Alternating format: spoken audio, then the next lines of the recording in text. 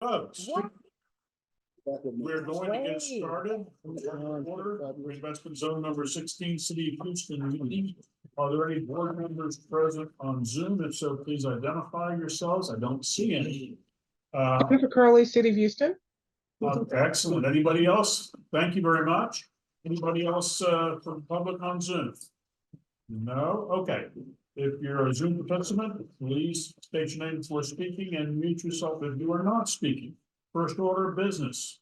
Could I have a motion to approve the minutes from the October 6th, 2023 meeting? Make a motion to approve. Second. Second, all in favor, please say aye. Aye. Okay, great. We actually have some important business for the TIRZ today. When we do that, Michael Moore, whom all of you I hope have now met, is here. And this is his kind of first official day. We're about to make him really official. Michael, maybe a minute about yourself. Yeah. First of all, I'm excited to be here. I grew up in this area. My wife grew up in this area. My kids' favorite stores at the toy store right across the street. That and Target. When part of my past is I was chief of staff for Mayor Bill White, City of Houston. And nobody had taken a look at the TIRZ management district before.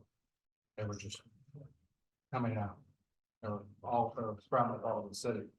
We did a look at all of them and how they were formed and their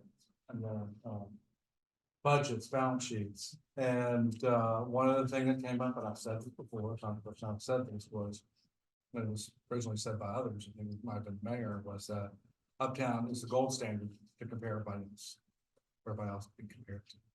I've got big shoes to fill. I know that.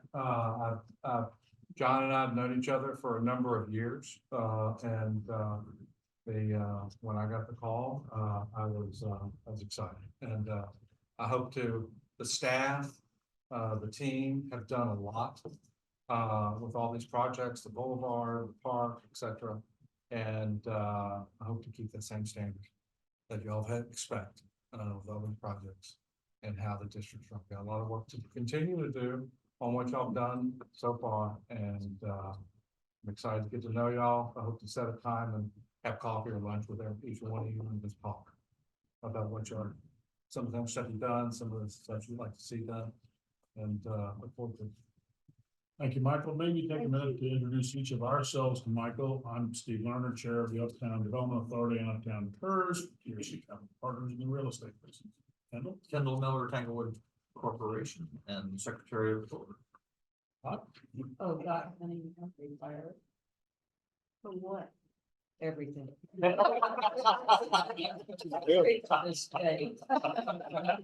I interject something here. There's a saying that goes, everybody works for God. So just get rid of it. I'm Lisa Simon, and I'm also in the commercial real estate investment, and welcome you. And I like the fact you have a yellow tag. Still, and the paper kind of girl. So, thank you. Everywhere I go. I'm Judson Robinson. We've known each other for a while. President and CEO of this year. Hey, Judson. Randy Carter's director, and a company called J. Rental Powers Interiors. Well known in this area. Working against stuff in this movement. All right. Yep. As far as the passage of time, without a doubt, the oldest member. Wise. And we're not letting them leave anytime soon. No, it's a great watch. Okay. You want me to bring her up? I do. Sure. She's so sweet. Okay, so now we do have an order of business, which we need a approval of a motion resolution appointing Michael Moore as the administrator for the Uptown Reinvestment Zone 16. I'd like to make that motion, please. Second. All in favor?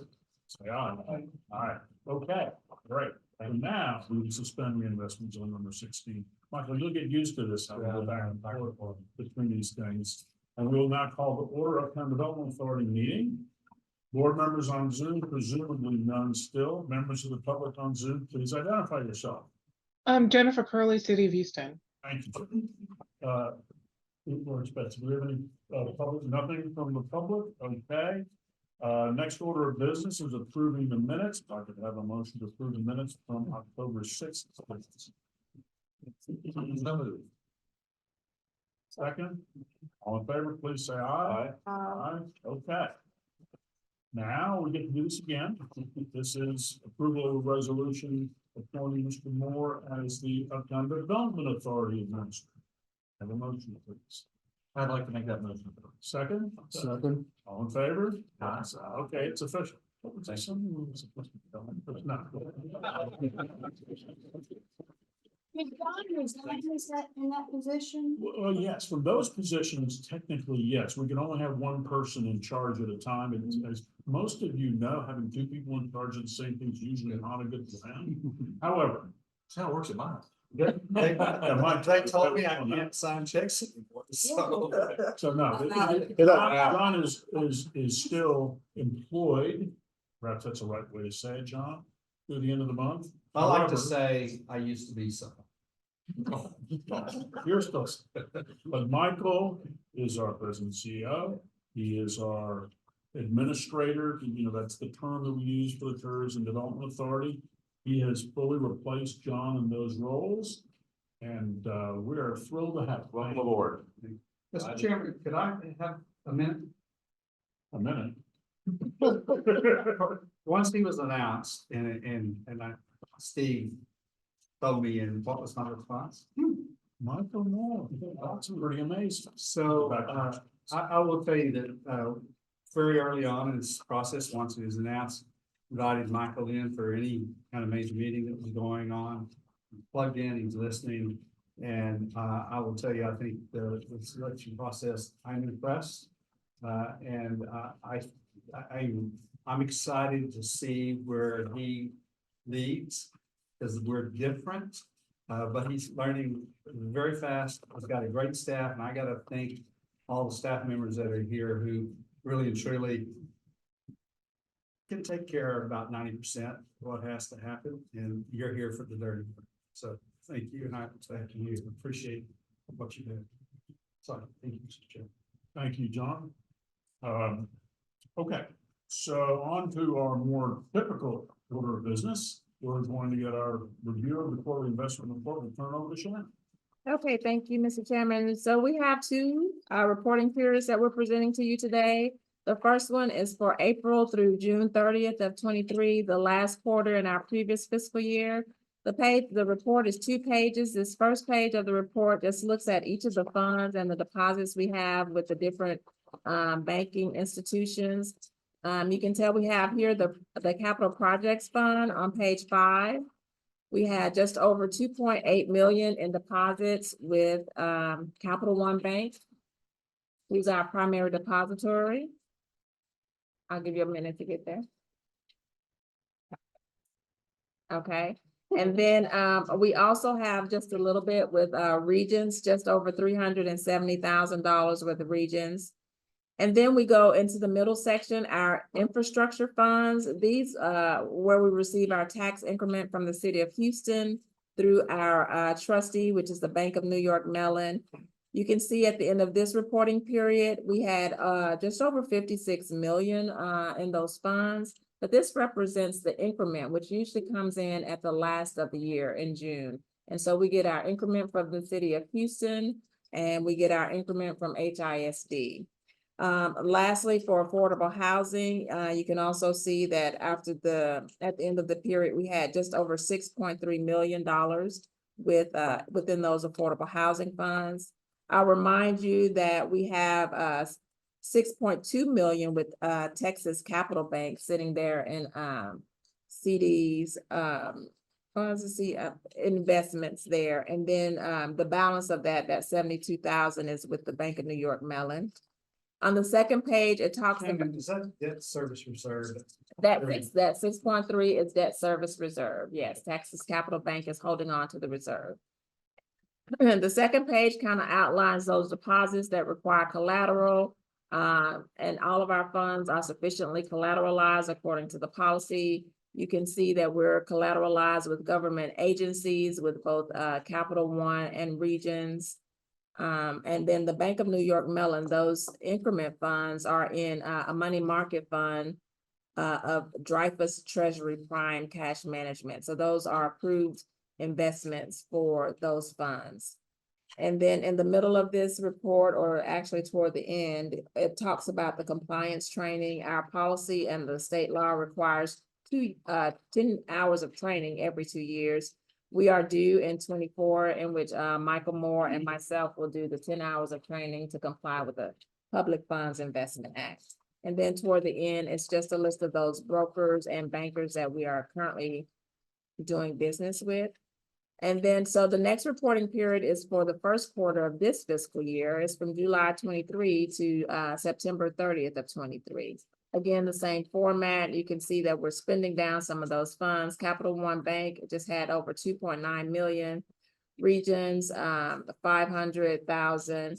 And for our infrastructure funds, you can see for capital project infrastructures, that 56 million went down to 25.5 million. A lot of that is because at that period, the last reporting period, all of the funds came into the infrastructure funds, and it had to be moved out into affordable housing and debt service. So you see here that 25 million comprises of about 16 million in debt service reserve funds, and then the balance in infrastructure and affordable housing. You can see where we sent the 22 million came in, 13 went out. That represents the debt service for affordable housing, as well as the balance of the increment that we sent out to the city of Houston.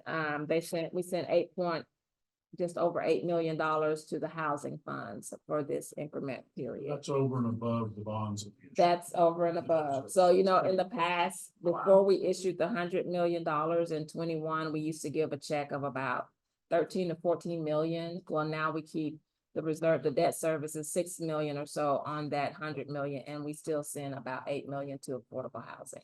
So that's a pretty remarkable contribution. It 100 million in one chunk and still continuing to provide that kind of annual number. What's the total that we provided affordable housing? What's the total? Over the years, over about $240 million over the years. That includes bond sales as well as the increment payments. Mr. Chairman, Sounds like $250 million. the mayor and the city council were kind enough to designate yesterday as John Reading Day in Houston. I think all of you should be fully aware with that. I'll be sending out notices. The key thing there. Pictures, Councilwoman Huffman did orchestrate all that and really surprised me. But point being made was that council members from around the table made comments. It was noted specifically this TIRZ's contribution to the affordable housing and how significant it was to her district. To not well, that's an important not point. Huffman. This is not kept within District G or any other district or our district. And we also had another councilwoman who has Memorial Park in it. She also recognized the significance of the board's commitment to Memorial Park as well as affordable housing. And I accepted those accolades in your behalf, but also mentioned that the board was honored to be part of it. I hope that's correct. Councilmember Huffman invited him down to give the prayer. And he did not know about this. And he walked in and the mayor started reading the proclamation, and Pam, his wife, and all the staff were sitting. They read the proclamation. But anyway, I think city council broadly recognize the contribution of this TIRZ to issues beyond that. I think that's really important. I imagine that will continue to bear some importance to it. And I will mention it as much as I can. So just, there's no affordable housing that's certain in our district, right? Specific, but so is there some, trying to think of what the right word is to use here, but beside recognition, is there any other? I'll just say the word benefit. I can't come up with a better one. Accountability. Accountability. I mean, just as far as the city goes, do you get benefits in other ways because you give so much. I mean, more than any other district, I would think. Let me just say, that in my historical meetings with Andy Ekin, I have been in this meeting where I'm arguing that, look, we're already making significant affordable housing contribution. We need a little break on, say, municipal service fees. And Andy said, well, how much are you generating? And at that time, pre-selling $100 million in bonds, I said, well, we're sending about $14 million a year to the city. He says, no, you're not. He says, that's almost all of the affordable housing. And I simply said, you're welcome. Because there is affordable housing funds collected in Midtown, but they spend those funds themselves. And it's somewhat controversial, program in itself. And so in really the city's TIRZ contribution to affordable housing is almost entirely from the Uptown TIRZ. It's recognized. We probably get some credibility, and Michael will probably be very effective in using that. But we've always gotten support from mayors and city council that we needed on things that we were seeking. So, but we never attempted to direct where the We money would go for a vault. we can't direct, and we haven't tried to direct. But we have tried to create some sense of accountability in the system, which I think we have caused some improvements. I was gonna say, one of the issues that I remember when I first got on the board asking John, where does this money go? And John's response, politely, but I hand them a check every year. You get a receipt. Get a receipt. That's right, get a receipt. So I think John's point, though, is things are getting a little more transparent these days. The bond was one, when you get $100 million, someone's gonna look and see what you spent, right? And so I think in general, there needs to be more accountability for it, just so that everybody understands that these aren't supposed to be fungible dollars. It really is where they're supposed to go. It's really where they should go. We don't have any ability to force that other than shining a light. And But I do believe that units of affordable housing in Houston that are built for persons who need a certain income receive benefit of our dollars when they're given to the city, because the city then gives those dollars to organizations like mine, which help to buy down the price of the deal. So in other words, we give a first-time homebuyers class, and they'll get, let's say, $5,000 down payment assistance or $10,000. And so that helps to make the house. Funds.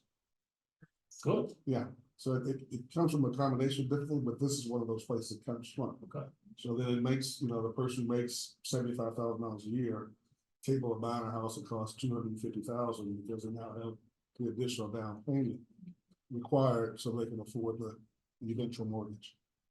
So that's how it kind of trickles down to the street. Correct me if I'm wrong, John. No, that's it. And again, I think that the process is much more, as you call it, transparent. And in housing authorities, accountability has been improved from where it was 10 years ago. Yeah, so this information is really important too. Well, and it's a real issue. Yeah. And so I'm glad to see all those things happening, but it is pretty remarkable how much we're contributing to it. That's great. Yeah. It's extraordinary. Yeah. And everybody benefits because, people buy starter homes. Absolutely. I bought a starter home. You may have bought a starter home, so if there's some incentive to help me do that, white, black, brown, pink, and other, trying to, everybody. Lisa, have we answered your question?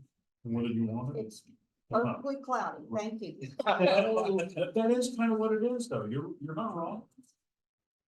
No, I'm all for, helping people in the community that need help, and I'm glad we're able to do that, and, better than being one of those homes than to be on the street or somewhere else, but.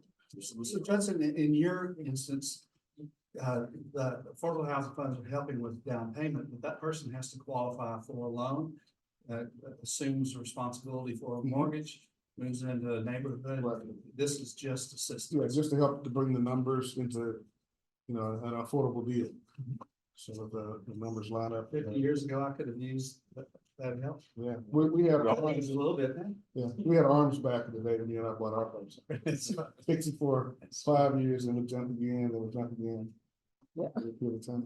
Okay. I'm too. Any other, How many more? Cover those. You hear alarms? any other questions for Shannon on the investment report? Okay, well, why don't we move on? We got some invoices we need to approve, but Shannon's gonna stick with us. Okay, thank you. Page 9, we're submitting for your review and approval. These invoices here at the top portion, that is reimbursements to the district for the administrative and project management fees that they have agreed upon. In the middle section, these are the ones that we're submitting for approval, professional services. If there are any questions, that totals just over $47,000. Between the reimbursements and the professional services, just over 176,000. And then the crust of this is UDA contractual payments that have been made or in the process of we're making. A lot of this is well, the first one is the Wilson's Gully project. There's a pay application for just over $280,000. And then you can see the lion's share of the ask or information for this is Memorial Park. We have an ecological restoration payment, the first of 2 payments in the amount of $250,000. We also have our agreed upon maintenance agreement to the Memorial Park Conservancy, just over $1.3 million. And then we have our developer agreement with Hank for this year. We've committed $200,000 and made that payment. And then lastly, we have the 4th of 8 payments to the Land Bridge project. If you recall, part of that $70 million project included prairie maintenance that was after the finish of construction. And so this is the UDA share of that portion. So Shannon, am I correct when that in thinking that these are all contractual obligations that we have, that we are want to authorize payments if there was obligation? Exactly, you are correct, yeah. Any questions? We're through with Tellefson, right?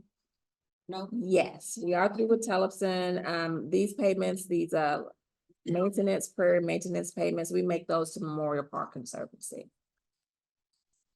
And I think it's Shooter and Lindsay is the contractor on that. I hate to break this can part, but there's been discussions with the park about how much the parking revenue they use themselves, how much we had subsidized. That reflected here, that specific discussion. In other words, is this all the money we pay park or is there This, something lurking out? we're making pay, do we have any other payments, Shannon? They've not. No, these are all the payments that we're making. We will make another $250,000 payment for that 500,000 ecological restorations. But it does not include, It's likely that our contribution will be higher next year. To date, we had a meeting, just this last week, as part of that, Shannon. And we met with, Sarah, with Shelley Arnold and her staff, looking at the Uptown Development Authority's commitment of funds over, really over the next 10 years, our obligations to Memorial Park.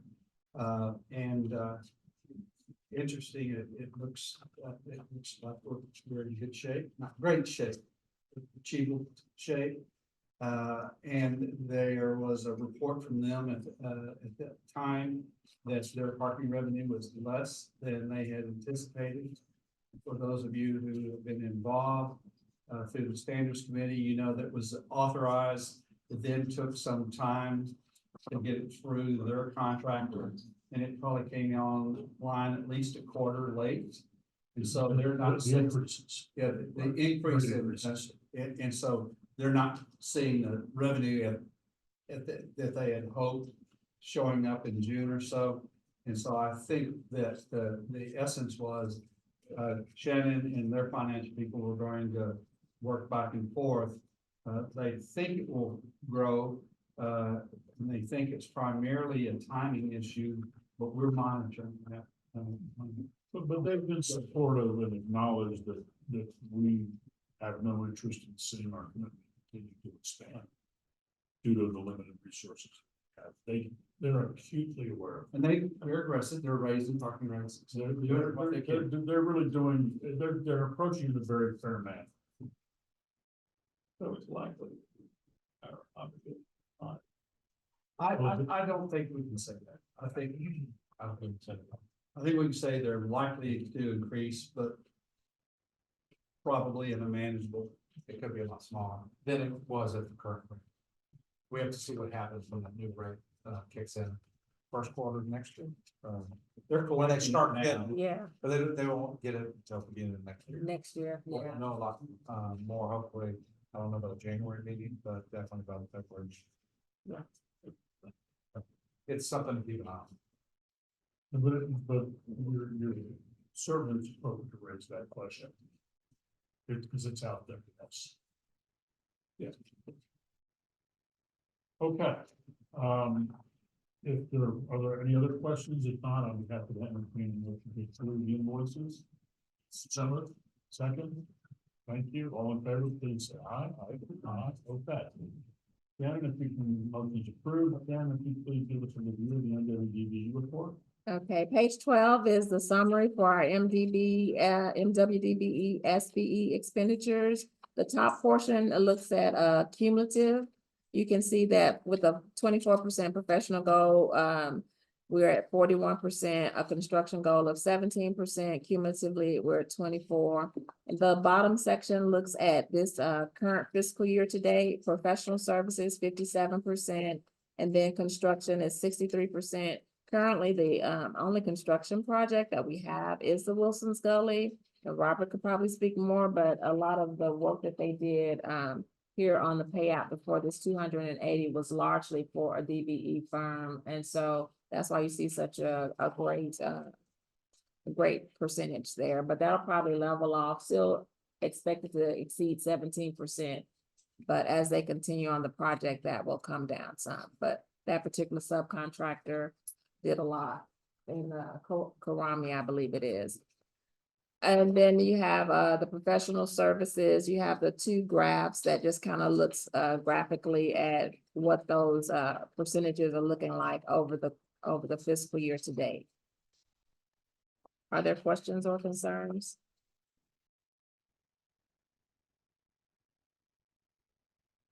Okay, if none, we're going to now conduct our annual review of procedures for continuous disclosure of compliance and turn it over to Stephen and Jessica. Since Jessica decided to stick around, and she is our continuing disclosure That's right. counsel, I'll let her take the board through. Fair enough. Good to see you all again. Some of you I just saw an hour ago, so it's been a while. Continuing disclosure compliance is the obligations that you have because you issue municipal securities to keep certain financial information up to date. When you've sold those bonds, you've agreed this with your bondholders. So once a year, we prepare an annual report. It's in your board packet under, let's see, page 18, tab 2, page 18. This gets filed with what's called the Municipal Securities Rulemaking Board, and your bondholders can have a look, anybody in the public can have a look to make sure that you're still in good financial health and that they're happy to still continue to own your bonds. The first agenda item that we're covering is a review of your continuing disclosure compliance policy. A number of years ago, we recommended that you adopt a written policy because if you were ever audited by the IRS, one of the first things they'd ask for is a copy of that written policy. And in the policy, it says you'll review it once a year. We're not recommending any changes to how this is working because it, as you'll see in the next agenda item, it's actually working as we're going to go through this year's report. But I'll pause here for questions about the policy itself. If anybody has any recommendations they'd like to make on changing it, guess we're open to that too.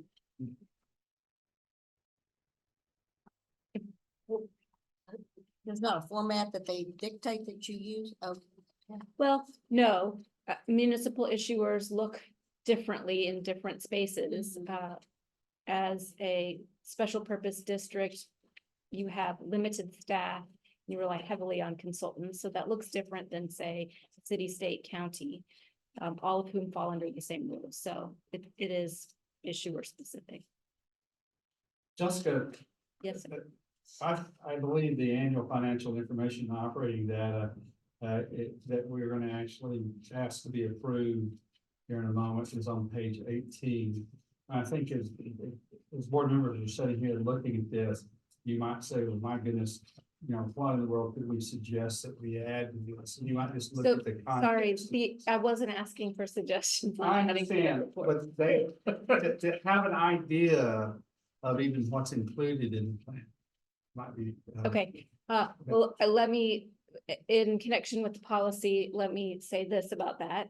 The information is compiled by ABHR as your bond counsel. We obtain it from your financial advisor, Masterson. Also a lot from Shannon. It is information that's included in your offering documents. So when you've sold bonds, you've approved an official statement that goes out to the market that includes a number of tables.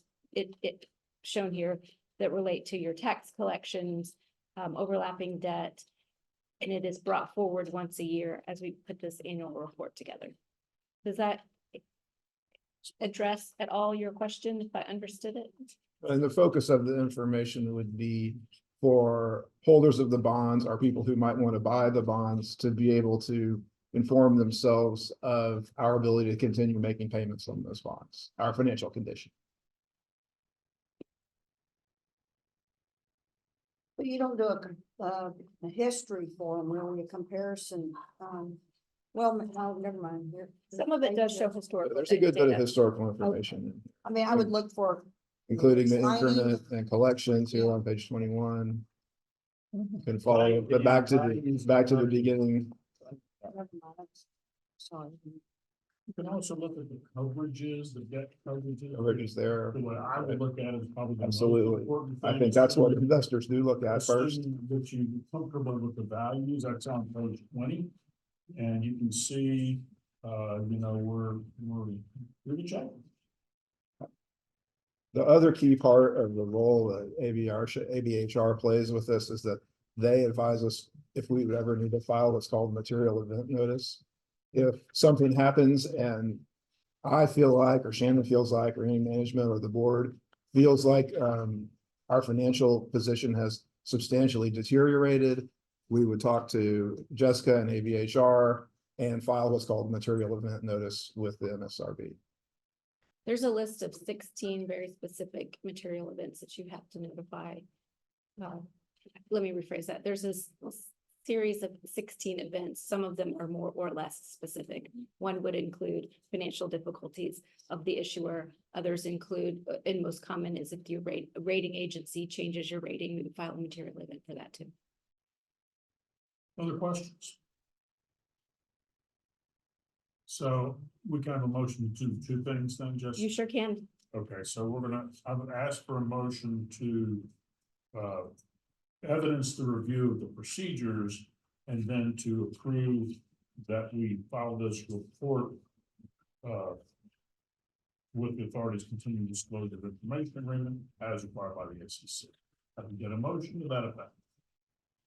Make a motion for what he said. As long as I don't have to repeat it. I'll second that. All in favor, please say aye. Aye. Thank you very much. Okay, Thank you. Thanks, Jessica. thank you. Thanks for explaining that. John's gonna give us a little brief introduction to a really neat project that we want to thank John for, and Michael will implement it over the next. Mr. Chairman, I received the word brief. Very quickly, I think we have spoken to the board earlier this year. We have long held a responsibility and an opportunity to provide connection from this area into Memorial Park. It's a major part of their 10-year plan. If I could get the computer to wake up. And it's, Doug even has it. Let me try. There we go. All right. And so the Texas Department of Transportation came out with a request for seeking actually applicants for a grant to make major alternative transportation improvements in communities throughout Texas. Historically, that is a bunch of very small projects. This time, they said we'd like to fund very large projects. That's something that we were very much interested in.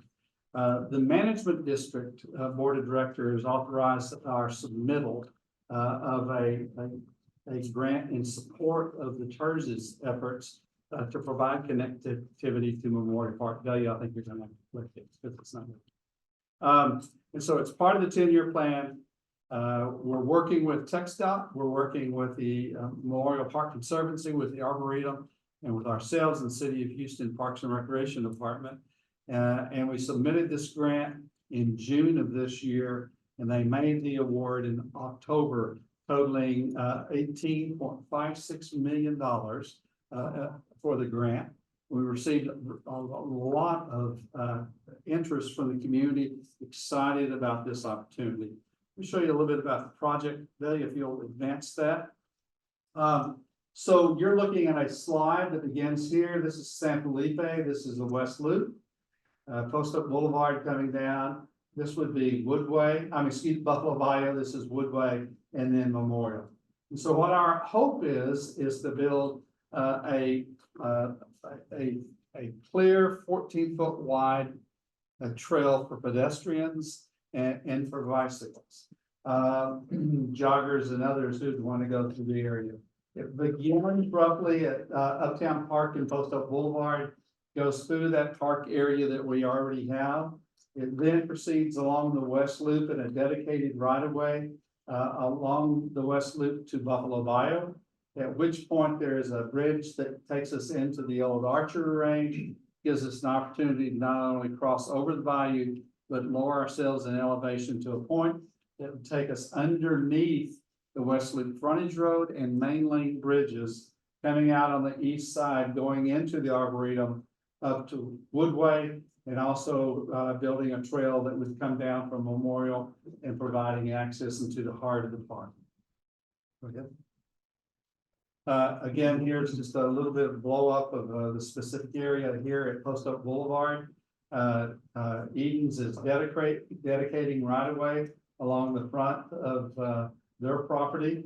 We're working with Eden's and the City of Houston to work out a bit of a land swap in this area, and to also, actually, this will be considered some of the local match for this project. Had a meeting with them. Michael and I, Stephen, and Matt Dill met with the city yesterday, and I think identified a way to make this happen in a relatively straightforward approach. And we hope to have that done within the first 6 months of this coming calendar year. I know that sounds like a long time, but that's moving pretty quick. If you go ahead and click this, hold on just a moment. Can you back up? Okay, so there is an existing trail over Buffalo Bayou along the southbound frontage road. It's very loud, it's very noisy. You know, you can get hit with a flying tire every once in a while. But what we proposed is that if it was our desire, we'd love to have a bridge that separated itself from the traffic of the West Loop. Actually took members of the Standards Committee of the Memorial Park Conservancy in Uptown Houston and the City of Houston, and went out and kind of experienced the environment. And if any of you have ever walked across this area, the noise from the automobiles, tires, and things like that is really fairly deafening. They said at that time, if they were doing it, they'd recommend going for what it is we want. And in fact, proposed this to TxDOT, and this is what they funded. And so today, if you will, there's a little bit of video that we had part of our application of how you would come down and just north Villa de Este. We would then leave the freeway right of way, angle across and cross over Buffalo Bayou. Going to a suspension bridge allows us to have a much broader span. That would allow us to have our towers supporting the bridge outside of the floodway, and that way meeting the guidelines for development in the flood zone. This would be a 14-foot wide clear trail In this concept, it's a wood surface on top of a steel structure. There may be a lightweight concrete, as a base. We'll finalize exactly how that's done. Clark, do you get concrete and then the wood, or is it wood over metal? You make a plan for concrete. Okay. The linear, what is length of the bridge? All that. Can you remember, Clark, how wide the span is? How long? Well, we got two truss. This right here is the truss bridge here. And let's say They're 75 foot each. there's 7, and then we have a 350 foot for the crossing. That's 4 RV lengths. For some. Are you not cycling anymore? I thought this might be the Kendall Mill. Oh, that's 30 by. Yeah. There's an existing pipe that's kind of an eyesore out there that will be removed. This pipe right here, which is, I believe, still in service, will be maintained. But I'm gonna back up if this will back up. I just want to point out, so we go across and then we're currently at the freeway elevation at this point, so there's a lot of time we have to spend winding, if you will, to get down almost to the water level. Advance. Once you get there, we have to clear underneath this. And then here's our point. Our landscape architect wanted to create a lovely place that you would take your date and go have a picnic. We don't view that what this is. This is a transitional area. We want to make it very bright, very uncomfortable for anyone who would like to sleep. And we want to get you safely and conveniently from the archery range underneath the West Loop and then into the Arboretum. And so that's primarily what we're doing here. We're also doing some repairs to TxDOT's infrastructure, some storm drains, perhaps some retaining walls. And Michael and I met with TxDOT to come to an agreement on how we're going to implement this. They're actually given that authority for designing, building, and constructing to the district. And they will add additional monies for any expanded scope. They would like for us to address the south side with riprap and some minor repairs as well. We then go up into the Arboretum. This is just a typical cross section, a paved 10-foot wide sheared path, 2 feet clear on either side. You're riding your bicycle, you're not going to hit a post, or it will have pedestrian lighting. So in the winter time, as it's fully dark by 5:30, you'll be able to leave here and jog along here into Memorial Park, both coming in and going. Again, this is a small bridge up at near Woodway over a ravine, and it will then tie in the trails that are in Memorial Park.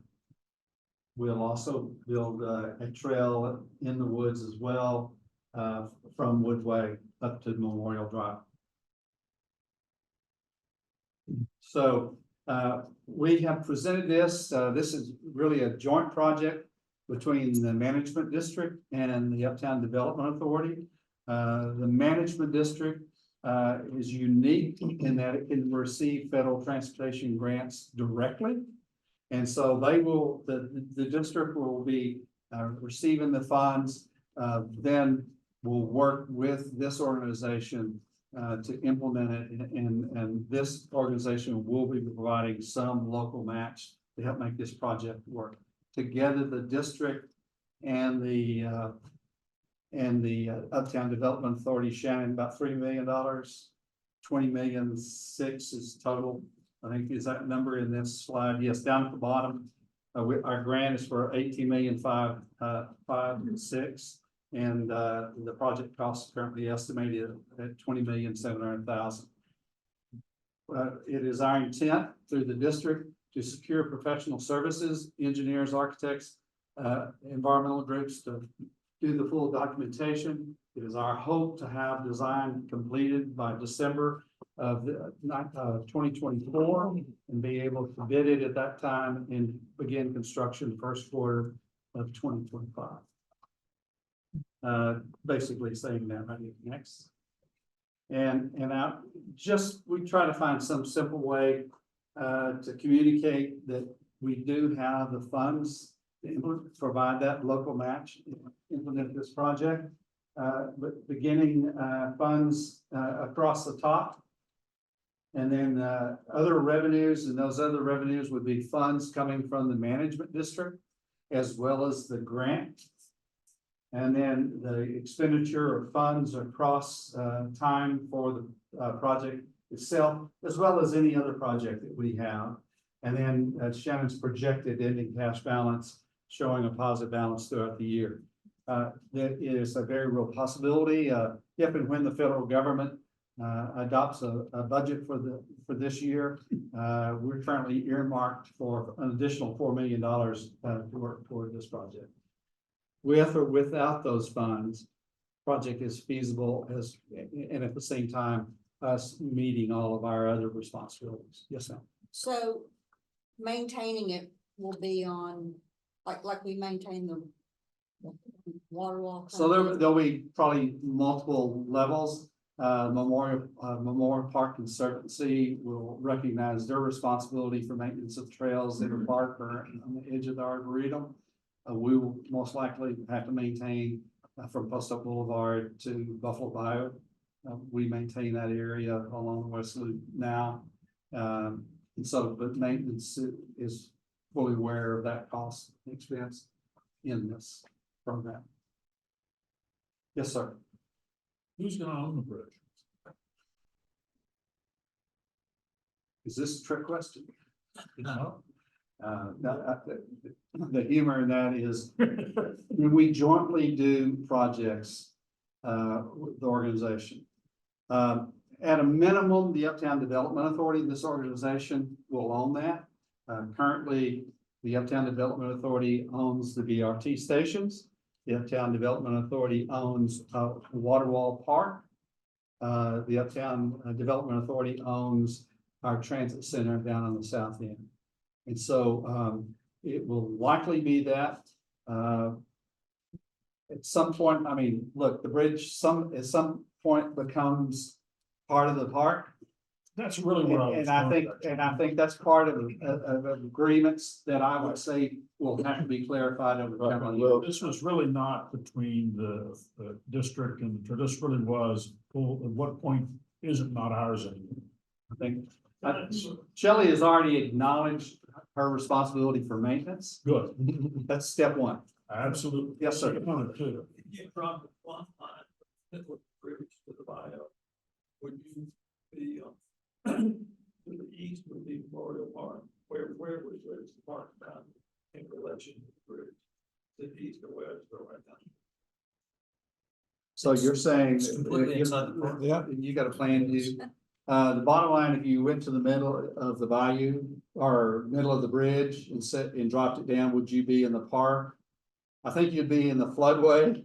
Yeah. And I honestly can't tell you North south. where, As you go north, yes, you it's will some, actually be in the park, because that is part Whether- of that west side. Yeah. whether the park is, I have a feeling the park is, I have a feeling it's something like the middle of the river, but that river moves, so Lewis, I can't answer. Probably bet historically that's probably right, but it's not necessarily so. Yeah. You know, When it was probably surveyed sometime. the longer ago it was, the more likely it goes to the middle of the bio. As it then I exists. certainly know where the floodway is, where we can place our towers. And where it is on the north side, where the property line is. I know we know that. Clark, can you answer The it? bayou easements primarily on, the bayou is more towards the north than Millen Estate, but there's an easement. That the bayou, certainly is in the middle of the easement, but the little more towards the north. Does somebody own the easement? But it's a flood control district easement, Somebody has to. Lewis, good question. I think it's a little bit more in depth than I can See, I mean, I don't. Answer for the podium. Probably ought to some point sort that out, just so. Okay. Yeah, focus survey. Anyone else? I would hope that you would find this exciting. This has long been, the desire has long been in plan. Let me give you a little quickie and I'll stop. If you're in Discovery Green in downtown and wanted to go to Buffalo Bayou Park, which is just across town, right? That is further away than this building is from Memorial Park. The idea of how the West Loop is a wall separating us both intellectually and culturally and everything else from Uptown and Memorial Park.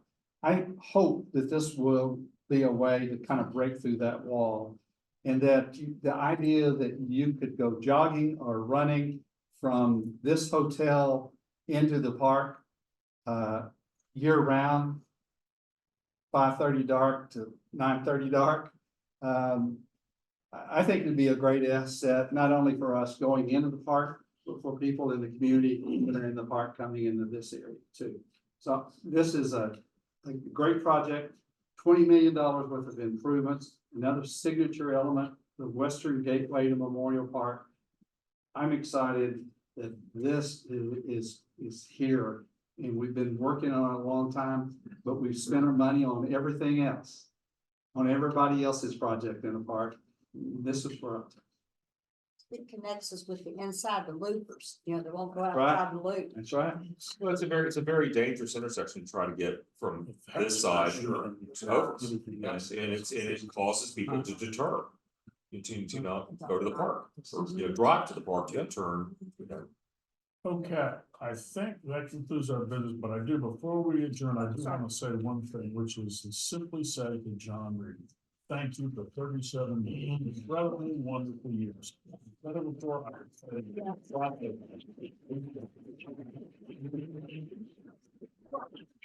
May I say thank you to you.